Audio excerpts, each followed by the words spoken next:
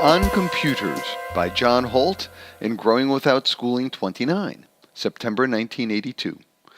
Technology Review, the magazine of MIT, ran a short article in January called Housebreaking the Software by Robert Cowan, science editor of the Christian Science Monitor, in which he very sensibly said, quote, "The general-purpose home computer for the average user has not yet arrived.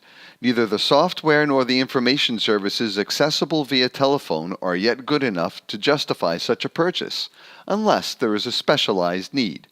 Thus, if you have the cash for a home computer but no clear need for one yet, you would be better advised to put it in liquid investment for 2 or 3 more years." But in the next paragraph, he says, "Those who would stand aside from this revolution will, by this decade's end, find themselves as much of an anachronism as those who yearn for the good old one-horse shay." This is mostly just hot air. What does it mean to be an anachronism? Am I one because I don't own a car or a TV? Is something bad supposed to happen to me because of that? What about the horse and buggy Amish? They are, as a group, the most successful farmers in the country, everywhere buying up farms that up-to-date high-tech farmers have had to sell because they couldn't pay the interest on the money they had to borrow to buy their fancy equipment. Perhaps what Mr. Cowan is trying to say is that if I don't learn how to run the computers of 1982, I won't be able later, even if I want to learn to run the computers of 1990. Nonsense. Knowing how to run a 1982 computer will have little or nothing to do with knowing how to run a 1990 computer. And what about the children now being born and yet to be born?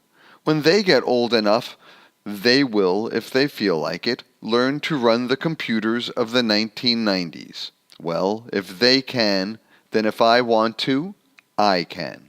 From being mostly meaningless, or where meaningful mostly wrong, these very typical words by Mr. Cowan are in method and intent exactly like all those ads that tell us that if we don't buy this deodorant or detergent or gadget or whatever, everyone else, even our friends, will despise, mock, and shun us. The advertising industry's attack on the fragile self-esteem of millions of people, this using of people's fear to sell them things, is destructive and morally disgusting. The fact that the computer industry and its salesmen and prophets have taken this approach is the best reason in the world for being very skeptical of anything they say. Clever they may be, but they are mostly not to be trusted.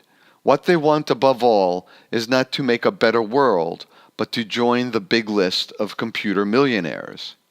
A computer is, after all, not a revolution or a way of life, but a tool like a pen or wrench or typewriter or car. A good reason for buying and using a tool is that with it we can do something that we want or need to do better than we used to do it. A bad reason for buying a tool is just to have it, in which case it becomes not a tool, but a toy.